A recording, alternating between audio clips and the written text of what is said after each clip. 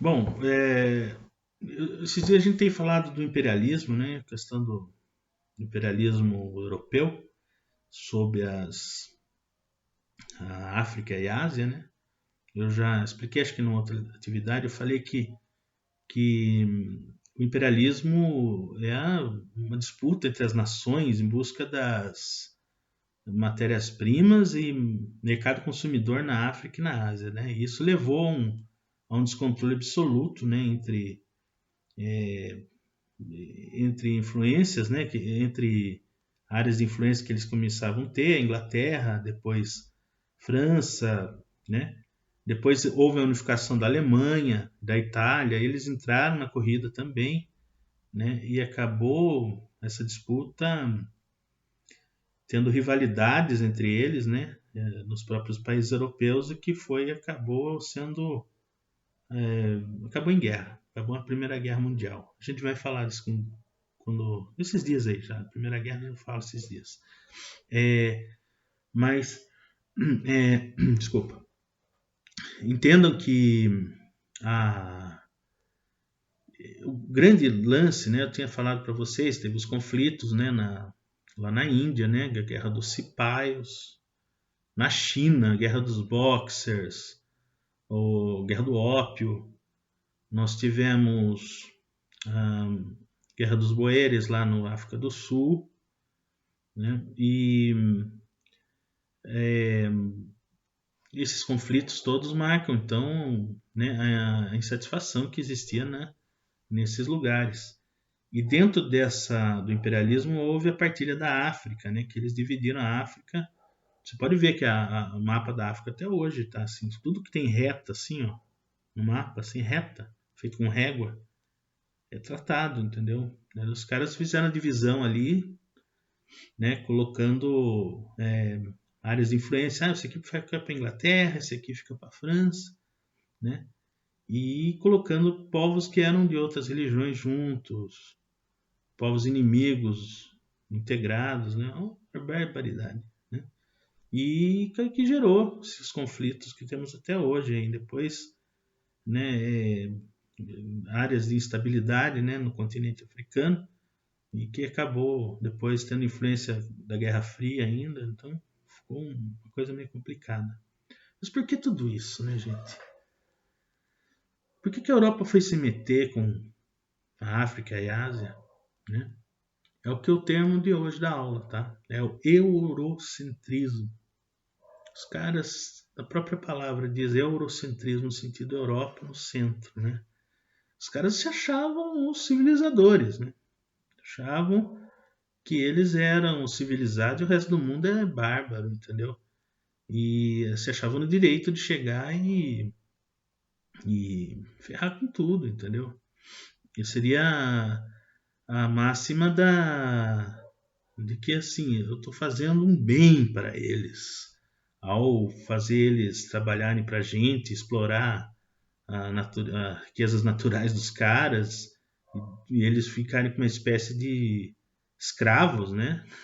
Neocoloniais, né? Não é escravo porque ganhava lá um salário ridículo, né? Que dá para sobrevivência, o que dá origem aí também às ideologias burguesas, que é um tema que nós vamos estudar. Aliás,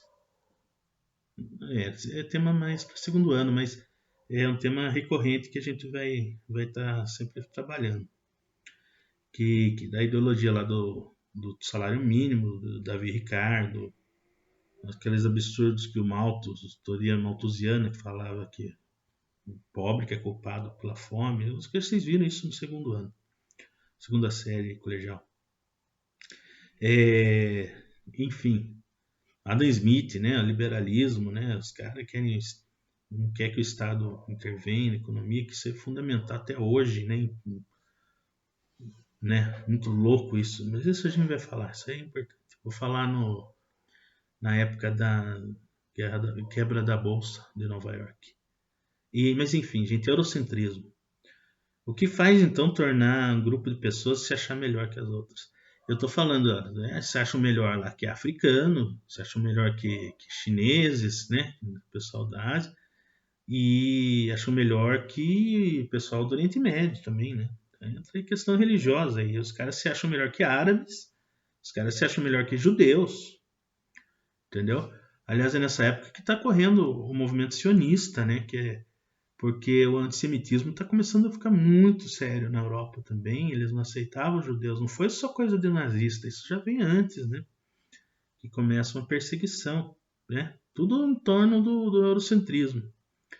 E daí, a partir disso, que favorece essa ideia racista, né? Que eu sou melhor que o outro, aquela coisa toda. Em que estabelece lá os padrões, né? Culturais e éticos, além da pessoa física. Então, os caras se acham melhores lá, são todo branco, de olho azul, aquela coisa. Já começou aí. Isso que eu tô falando, esse negócio de nazismo foi consequência desse povo doido aí, tá?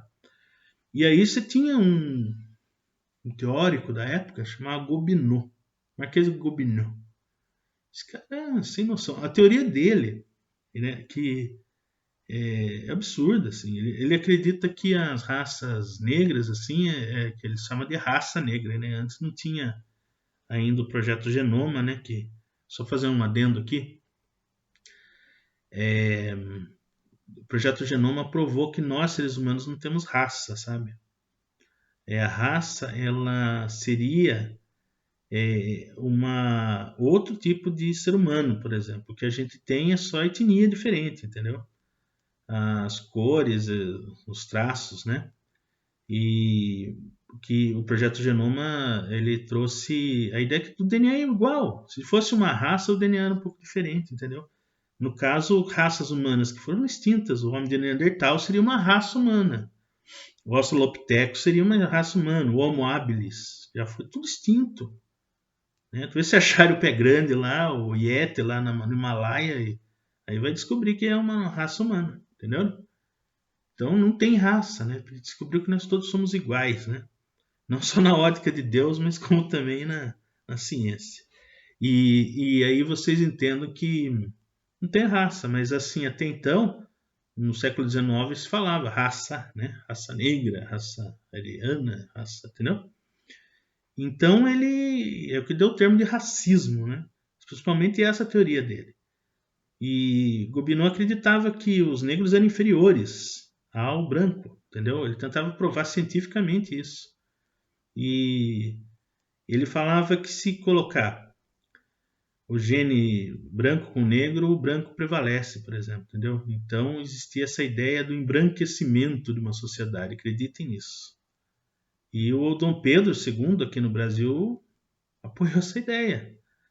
Por isso que ele começou a trazer os imigrantes dessas áreas da Europa, por causa do Gobineau, sabe? E acreditando que o Brasil ele ia ter um embranquecimento, vê se pode um negócio desse.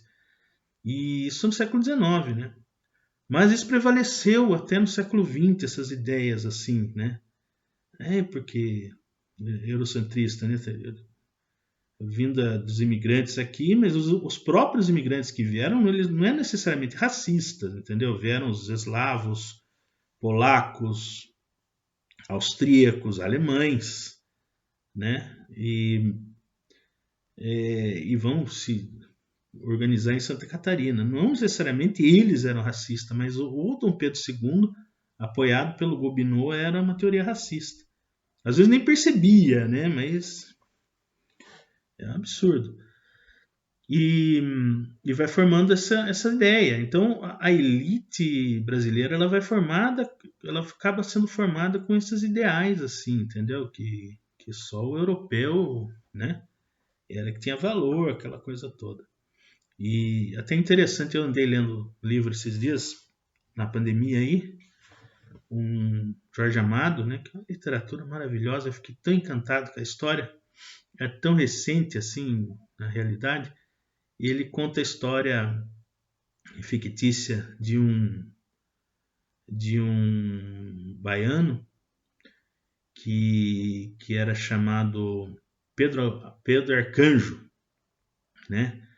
E Pedro Arcanjo ele enfrenta as dificuldades todas contra o preconceito contra os negros lá da Bahia, né? Do Pelourinho e seus cultos religiosos como o candomblé, e ele seria o Ojuobá. Ojuobá, ele seria o Olhos do Rei, o filho de Xangô, né? E, meu, eu fiquei encantado com a história. Era uma perseguição danada que faziam, né? A elite baiana contra eles lá. E, e é uma coisa impressionante. Tinha daí um professor que é o vilão da história, o Argolo. Ele seguia as ideias do Gobineau. Ele citava o livro do Gobineau, falava, nossa, né? É um absurdo. Já um outro professor, não, ele falava ali, não, o cara que era ainda biólogo, né, da faculdade lá de medicina, lá de Salvador. Ele falava assim, não, pelo contrário, o gene do negro é muito mais forte que o europeu. E defendia essa ideia, né, é mais forte, né, o gene é mais forte. Daí esse Argolo, né, na história, ele quis criar uma teoria de extermínio dos negros, assim, sabe? Que tipo parecido com o do Hitler, assim, né? E sabe, de botar eles num lugar só, tal, né? E fazer uma espécie de um holocausto, né? Um genocídio. Só que o Pedro Arcanjo, como ele era filho de Xangô, Xangô é o deus, é o orixá da guerra, né? E em vez de chegar lá e fazer uma guerra, não sei o quê, existem formas de fazer guerra, né? E Jorge Amado deixou claro nesse livro, eu fiquei encantado, porque o Pedro Arcanjo acaba estudando, ele vai fundo na pesquisa, ele chegou a escrever um livro no livro, né?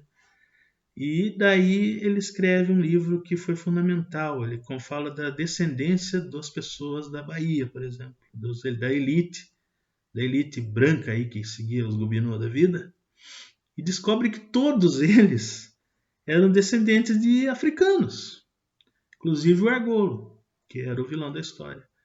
E aí caiu por terra, né, toda a teoria. Quer dizer, né, é ridículo no Brasil a gente falar de supremacia branca. Né? Todos nós aqui temos origem indígena e africana. A maioria da gente, né? Não vou falar todo mundo, mas a maioria. O brasileiro em si é miscigenado. E a miscigenação é o que nos torna mais forte como um país, né? E assim, gente, eu quero que vocês entendam que esse eurocentrismo foi muito ligado a essa questão do racismo. É triste, né? E hoje em dia a gente chama de etnocentrismo, que um grupo socialmente se acha melhor que o outro, né? Ainda existe isso, tá? E vocês vão vendo na conversa das pessoas, né? Não é só questão do racismo, que aqui no Brasil a gente tem muitos casos assim ainda, né? E até no próprio livro aí do Ojobá, o Pedro Arcanjo, né? O Tenda dos Milagres, viu? Esse livro aí, tem que ler, vocês têm que ler, é maravilhoso. Tenda dos Milagres. Mesmo nesse livro, né? As pessoas costumam falar, não, eu não sou racista, eu tenho um monte de amigo negro e não sei o que tem, né? E no livro até fala assim, tá, mas você defende e tal, mas você deixaria seu filho casar com uma negra, ou sua filha casar com um negro? Essas coisas é importante, gente. E você desmonta daí essas teorias aí, essas defesas, né? O negócio é muito sério, entendeu? Isso que leva na Europa hoje em dia a questão da xenofobia. Xenofobia. Isso vem do grego geno, de geno, né? Genes, né? Gêneros. Fobia é medo. Genefobos, que seria xenofobia, né? No grego. Medo do outro, medo dos gêneros, medo do estrangeiro, né? Então, meu, a Europa morre de medo do estrangeiro. E não é nós lá que eles têm medo, eles têm medo principalmente do pessoal que vem, o que a gente chama que é um problema sério que eles têm lá com o pessoal que vem de outros países que estão em guerra, né? Que eles enfrentam as dificuldades, e aí eles têm preconceito contra esse povo, pessoal que vem da Síria, pessoal que vem do Oriente Médio, que vem da África, né? E existe, geralmente as políticas de direita lá são completamente contrárias, né, a esse povo aí, que vem, né, na Europa e tal. Refugiados, né, que a gente fala, né? Você lembra que até alguns anos atrás aí teve alguém fugindo da Síria, que teve um bebê, né, encontrado morto dos refugiados. Isso é tudo absurdo, né, gente? Até porque lá o país, né, essas políticas de extrema direita acabam nisso mesmo, né, gente? Extermínio, e você tem que fugir do país para você sobreviver. As pessoas dignas aí têm que sobreviver. É o resultado, né, que se dá, né, de gente louca no poder, né? Fica a dica aí. Mas entendam que a xenofobia é uma coisa muito triste, então é isso que também é o resultado de hoje. Então é essa, a aula de hoje é sobre isso. Estou mandando uma atividadezinha aí para vocês. E aquele abraço aí.